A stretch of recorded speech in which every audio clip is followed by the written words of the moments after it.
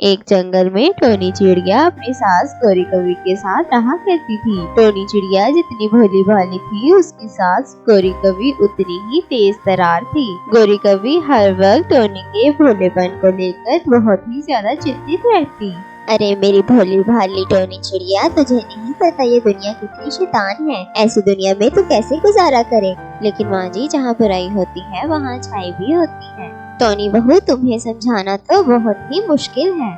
गौरी कौवी का पति काफी वर्ष पहले ही उसे और उसके बेटे को छोड़कर चला गया था, और ऐसे ही गौरी कौवी का बेटा भी अपने बाप कालू कौवे की तरह टोनी से शादी के बाद ही उसे और अपनी माँ को छोड़कर चला जाता है। गौरी कौवी अस्पताल में सफाई का काम करके घर का खर्चा चलाती थी, और फिर एक दिन गौरी कौवी पैसों का भरा बैग घर लेकर आती है, जिसे देखकर टोनी चिड़िया कहती है, माँ जी, इतने सारे पैसे कहाँ से आए हैं आपके पास? और फिर गौरी कौवी घबराकर कहती है, टोनी बहू, ये मेरे पैसे नहीं हैं, ये मालिक के पैसे हैं। अस्पताल में आज कुछ पक्षी छुट्टी पर थे, इसलिए मालिक ने उनकी सैलरी मुझे पकड़ाई है।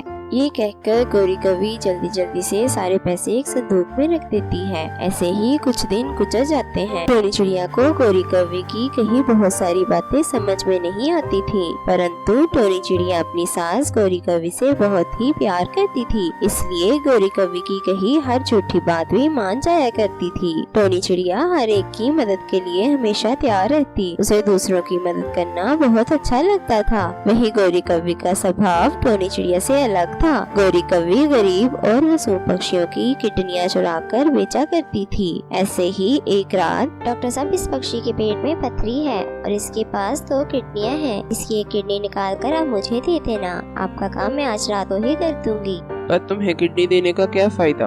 इतना रिस्की काम मैं करता हूँ और तुम ठीक से मोल भाव भी नहीं करती। डॉक्टर साहब, भूलो मत, तुम्हारी चुराई हुई किडनीज का लेन देन करती हूँ। अगर मेरे साथ चालाकी की तो मैं अपना मुंह खोल दूंगी। अच्छा ठीक है, ये धमकी किसी और को देना, और याद रखना इस बार डील जरा अच्छी करना। एक दिन गौरी कौवी को अस्पताल जाने के लिए देरी हो रही होती है, और जल्दी में गौरी कौवी अपना पर्स घर भूल जाती है। टोनी चिड़िया उसे आवाज देकर रोकने की बहुत कोशिश करती है, परंतु गौरी कौवी को सुनाई नहीं देता। टोनी चिड़िया गौरी कौवी का पीछा करते करते उसके अस्पताल पहुंच जाती है, जहां गौरी कौवी काम करती है।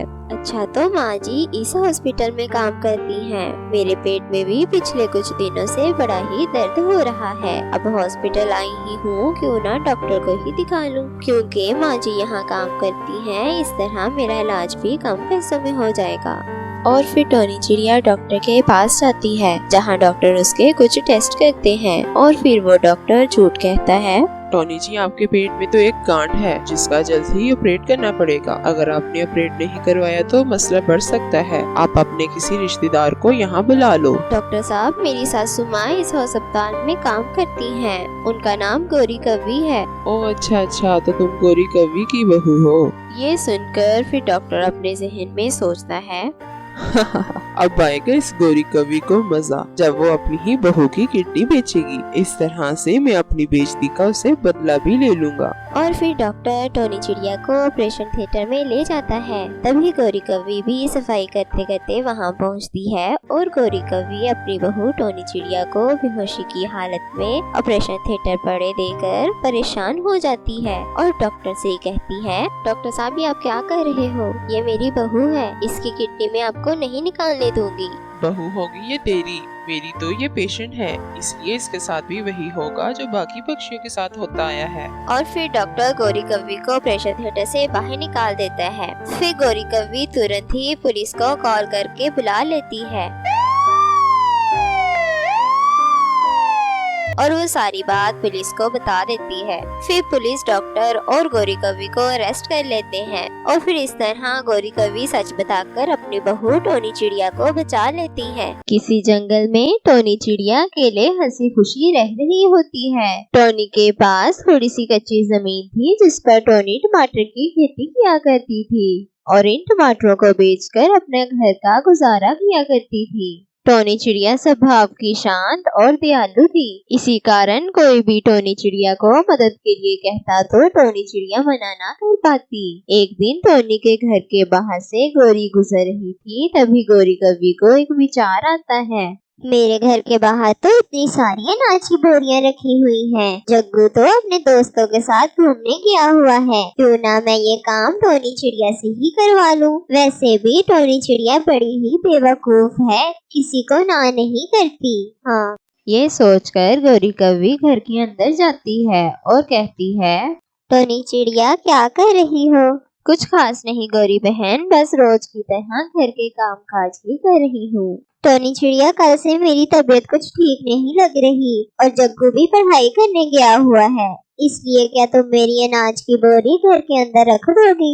हाँ गोरी बहन, मैं रख देती हूँ। और फिर ऐसे ही गोरी कवि टोनी चिड़िया से झूठ बोलकर अपना काम निकलवा लेती है और इस तरह रोज किसी न किसी बहाने से कभी गोरी कवि और कभी कालू कौवा टोनी चिड़िया से काम करवा लेते। ऐसे ही सब कुछ चल रहा था कि फिर एक दिन टोनी चिड़िया कुछ सामान बाजार से लेकर आ रही होती है, तभी रास्ते में जग्गू को टोनी चिड़िया दिखाई देती है, जिसे देखकर जग्गू कहता है, क्यों ना मैं भी आज मम्मा और पापा की तरह इस टोनी चिड़िया को बेवकूफ बनाऊं।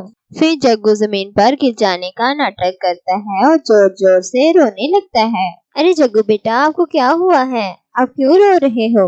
टोनी आंटी, मैं चलते चलते अचानक गिर गया और मेरे पैर में बहुत ही जोर का दर्द हो रहा है, जिस कारण मैं बिल्कुल भी चल नहीं पा रहा। आज मेरा ट्यूशन में टेस्ट है, इसलिए मेरा अकेडमी जाना भी बहुत जरूरी है। तो इसमें परेशान होने वाली क्या बात है? मैं तुम्हें रिक्शे में तुम्हारी अकेडमी में छोड़ दूंगी। पैसों की चिंता ना करना, वो मैं दे दूंगी।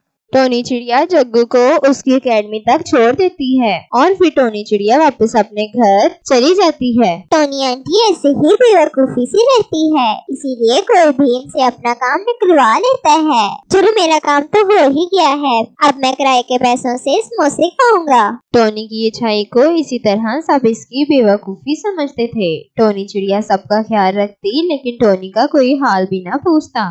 सबकी मदद करने के कारण टोनी चिड़िया को अपने टमाटर की खेती करने का समय ही ना मिलता था, जिस कारण इसके टमाटर के सारे पौधे गल जाते हैं।